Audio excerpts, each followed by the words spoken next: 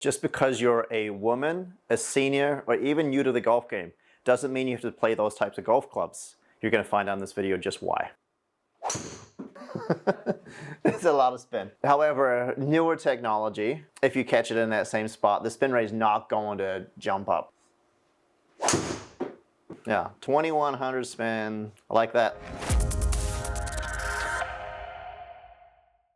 Hey golfers, welcome back to the channel. I'm Thomas Campbell, Director of Instruction at Swing Lab Performance Golf.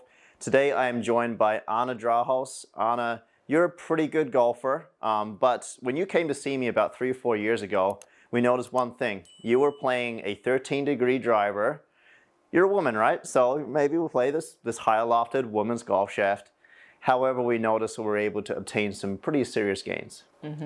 Yeah, so what we're going to go through today is we're going to go through a video explaining just why it's so important to play not only the right golf shaft for your swing speed, but also the type of loft and the type of club head that you should have on your driver. Anna, I want you to tell me a little bit about your golf game. Why back when you were playing this particular driver, why you had it in your bag first? Yeah, definitely. So I've been playing golf since I was 6 years old, so I do have that experience. But the one thing is I had a box set. That was my first set of clubs, I think it was a Ping set or a Wilson set, something like that. And I was not hitting the driver well. I could not get it up in the air. So I went to the store after my freshman year of high school and I got this big Bertha here, 13-degree head. I started getting up in the air. I was killing monster drives. Like I was great, hitting about 250 or so. So when I saw you 3 or 4 years ago, you were like, oh man, you're getting way too high in the air. Like you can get more from your driver. So I had a fitting with you and we got set up, and the club that you set me up with was a lower loft. I think it was a 9-degree head, if I can remember right. Yeah, we went from 13 to 9. I think back then, I think it was a Titleist 917. It might have been a D2, D3. It was just something that had less loft on it. It was, you know, a good value driver at the time, price point wise, but also just give you some change. We picked up some big differences, mainly due to spin rate and ball speed. When you got 13 degrees of loft on the driver, the ball's going to spin a lot. It's going to fly very, very high, like you said. And you do have some speed. Like Anna, to explain Anna's journey here, she started out as a pretty good golfer. She played in a couple of pro-ams with me, and then she got interested in the long drive competition. So she's been picking up some club speed as we've been kind of going through this journey, working on your golf swing, making swing changes. But we needed to change the loft.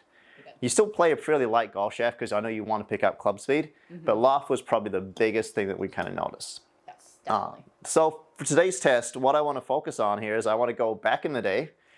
I want to just explain the difference and why it's so important to get fitted for the right type of loft, right type of golf shaft, right type of club head for your game. So we're going to start out here. Anna's going to hit a few drives with her big Bertha 460 Callaway driver, 13 degrees of loft on it. And then we're going to compare against her current gamer here, and we'll see what differences we're seeing in the numbers. So Anna, let's begin here with your previous driver. This is, 13 degrees, right? Callaway Big Bertha 460. It does have a women's golf shaft. I believe it's 55 grams. So at least it was a little heavier women's golf shaft. But let's take a look at some numbers and we'll talk about where we'd want to obviously make some gains and why we went the direction we did.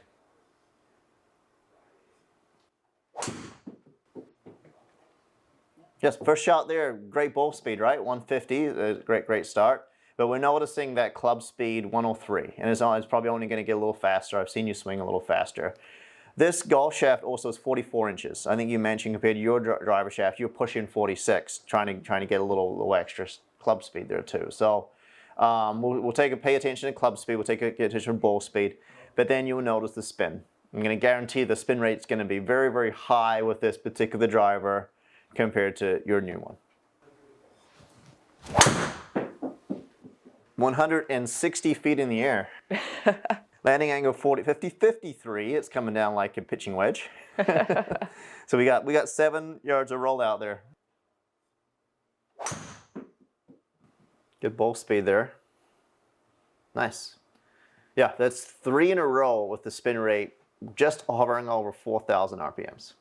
Yep, that is high. That's high. That's high. What would you like to see for spin rate? Well, it's all going to depend on the player, what their attack angle is like, what kind of club speed that they have. With you, you know, if we could get you. I mean, if I was starting at 4,000 RPMs, first thing I'd say, hey, let's at least get you in 3,000. You know, if we could get it to 2,500, then obviously that would be even better. And we've got to pay attention to your angle of attack. What I'm really looking at, though, is landing angle. Ideal landing angle with the driver is about 30 to 40 degrees. You'll notice you're 52, on average 51. So that's what I'd be focusing on. A little quick left, maybe? Yep. Yep. But even still, with it going left, you'll notice spin rate 4,700. It's a lot. Ooh, that is a lot. Good ball speed. Nice. Oh, that one's quite high. It's a lot of spin. And this is where older technology, you know, if we take a look here, just to see where you hit this on the face, is a little bit off the heel, right? So the spin rate is going to jump up a little bit. However, newer technology, if you catch it in that same spot, the spin rate is not going to jump up as much. A little bit more forgiving, and the spin consistency is a little bit better. So let's look at the numbers here. Let's just see what we're looking at here for those first 5 swings. So if we're looking here, your club speed, as we mentioned, is just getting a little bit faster as we're hitting here. But we're talking on average 106 miles an hour. In a club fitting, generally, you know, these are general guidelines. Everyone's going to be a little different based on their tempo a little bit. But generally, you're talking 90 to about 105 is in that stiff flex category. Less than 90 is regular. As you keep going down, obviously you've got a woman's golf shaft. We say women's. I really wish it wasn't categorized by a woman's or ladies' golf shaft. I really wish it was maybe considered like ultra light. Maybe when ultra light, light, regular. Same thing with senior flex, right? Senior flex. Just because you're a senior doesn't mean you have to play a senior flex golf shaft. I actually fit a lot of younger players into more of a senior flex golf shaft. Just unfortunately, it's categorized that way. Now, as you can see, your club speed, you're 106. So for club face control, we definitely need something a little bit heavier, a little bit stiffer. Ball speed, 152, pretty good. Your smash factor, 144.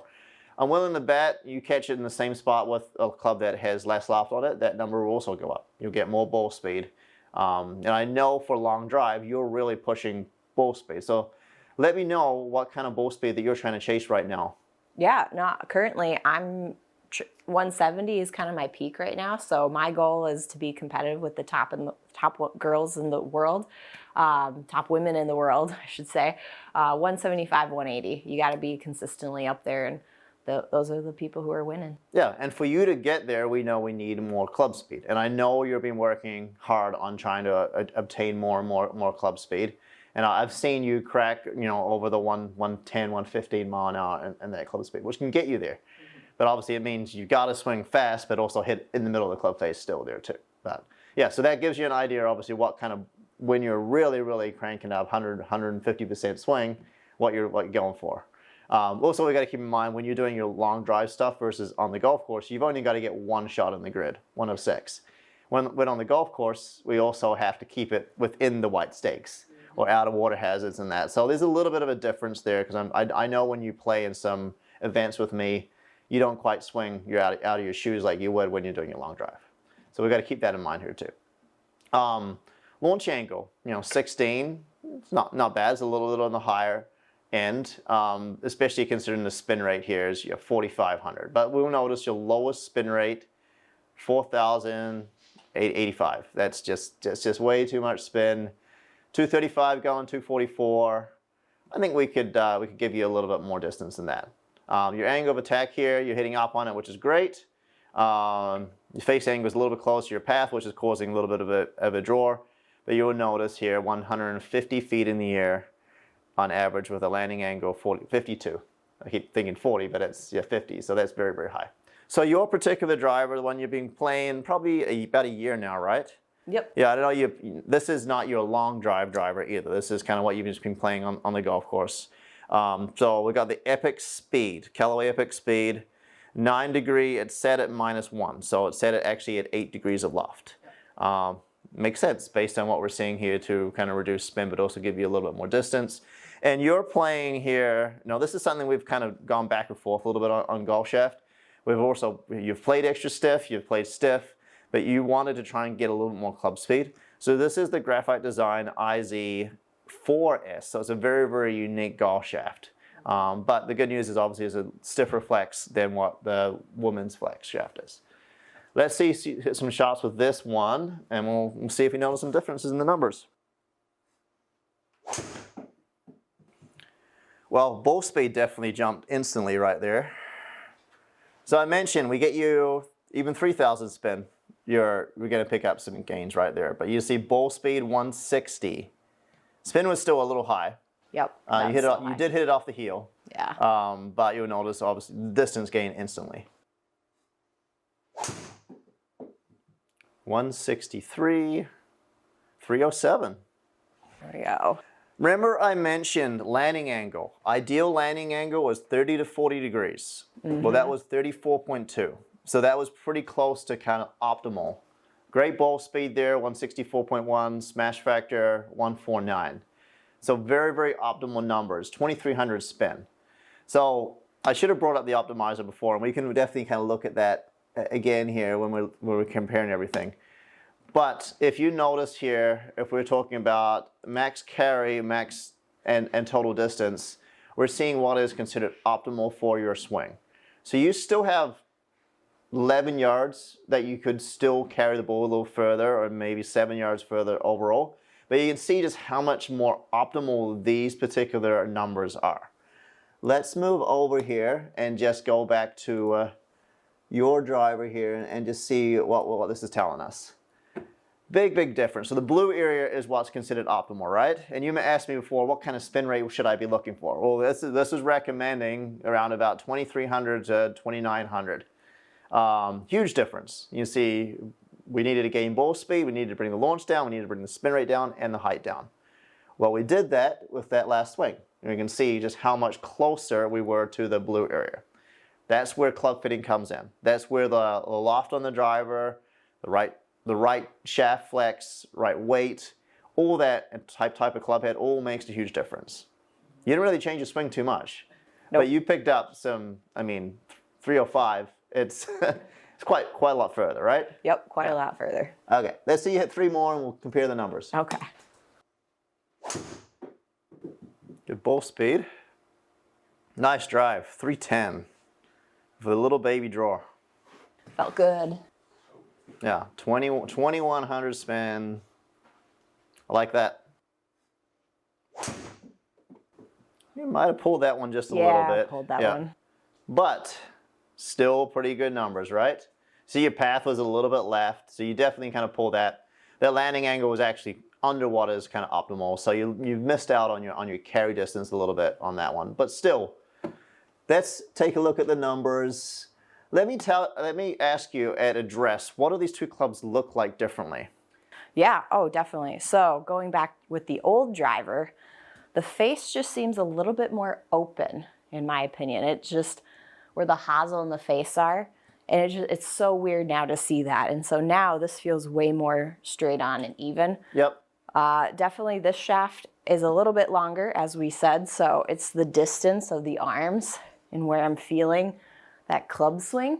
So getting comfortable between the two is a little awkward yeah. of a change. But yeah, no, they're both pretty flexible shafts. The grips, I think, are both undersized, so they're both pretty similar in that regard. And they're both Callaway, so that does help a little bit. Yeah, that helps. And interesting you said they're both undersized. I know you have played around with a little larger grip. I got you to go back to undersized because when we were making some swing changes, your path used to be a little across, a little left, and the face angle used to be open. So we needed to make sure that we could get the face to shut. So we went back to kind of the undersized, also based on your hand size. Ladies usually don't have as large a hands as men, so that's generally why you would maybe play a little smaller grip. for comfort, but also the ease to let that club face rotate there. Okay, so coming back here to the numbers, I mean, you were swinging 4 miles an hour faster. As we were hitting here, you started increasing club speed. So yes, our viewers are going to say, well, you're swinging faster, the ball's going to go further. But that's where I say, hey, let's just revert back to the ball speed, the smash factor number. So even though you were swinging faster, you were still getting an even better smash factor. And generally what you're going to see here, if you swing faster, you're probably going to see more spin. So if you were swinging at 110 miles an hour with your other driver, that spin, instead of being 45, might have been close to 5,000 RPM. So that's where your club speed, it helps to generate more potential distance. Every mile an hour of club speed, 2 to 3 yards further. But you still got to hit it in the middle of the face, which you were doing. So you can see your smash factor here, 147, which is still very good. Loft on the golf club, 8 degrees versus 13. 11-degree launch versus 16. 5-degree difference. It's pretty simple math, right? Yeah. So we needed to bring the launch angle down because it was a little high, and we needed the spin rate down. You get a couple we didn't catch right in the middle of the face, but you can see you got 1900 to 3500. That's user, but you'll notice the highest spin was only 3500. And the potential obviously there was with less spin based on the head design and the loft on the club. We look at distance here. 295 on average versus 244. And you're only swinging 4 miles an hour faster. So that's 51 yards more distance by making a loft change by 5 degrees. Huge difference, right? Yeah. So looking at attack angle here, so this is a bit of a different number, but I don't know if you could hit up on the ball at 6 degrees with a 13-degree driver. Otherwise, we might hit the roof. But you can see here, this is where you're able to maximize some distance by angle of attack. The better you can increase your attack angle with the driver, the less loft that you can play on your driver. And tell me a little bit about long drive stuff, what you've been maybe dabbling a little bit with loft on your long drive stuff. Yeah, so something with long drive, they like to set, I like my 8-degree head, but a lot of people go even less than that. And the real way that the professionals are doing it, or the more successful players are doing it, they're getting that launch angle high. So they're probably between 14 and 18, depending on what the environment is. Are you sea level? Are you above sea level? Things like that. So these are factors that I'm still figuring out myself, but something recently I've been working on is getting that attack angle higher and getting that launch angle. The goal is to get to 18 just to work on that and see what it's like, because my next competition is in Denver. So in Denver, trying to use the altitude, getting above that certain level to have that ball carry a little bit more. Right, and with the altitude, this is where speed helps. So if you're able to get the ball up in the air, but keep that spin rate down, the air pressure is going to bring the ball down. So people that don't swing as fast, they don't maybe maximize that 10% rule that people talk about. When you're at mile high, usually people say, oh, you get 10% more distance. Well, not everyone does, but if you're able to launch the ball higher and then use that air pressure, then you're going to absolutely maximize. So yeah, so keep working. Obviously, we don't want that attack angle to go down any lower, because I know you want to get that launch angle higher. And you're talking about long drive people, they play 4-degree, 5-degree heads, right? Yeah. Yeah. So yeah, and then coming back to just kind of numbers we're seeing here to finish up. If we look here, height and landing angle. Remember I mentioned earlier in the video, ideal 30 to 40. 30 to 40, right? So we're at 35.1. So that's kind of to give you your ideal max carry and total distance with your driver. Yes, we probably would tweak that a little bit for long drive stuff. If we're able to get that ball to launch a little higher, maybe it's closer to 40 degrees, but we keep that spin rate down with less loft, increasing your attack angle. So spin loft would be something to focus on. But this is showing today just how important it is to play the right loft, right shaft flex, right club head design. And it's not gender associated. Just because you're a woman or a lady doesn't mean you have to play a ladies flex golf shaft. Focus on the club speed. The club does not know what gender you are, doesn't know how old you are. All it knows is what club speed that you're generating. So that's all this video is showing, the importance of making sure you get club fit. So make sure that you do come into Swing Lab Performance Golf to get a club fitting with our team. Also, if you love this video, make sure you subscribe to our channel. Thanks for watching.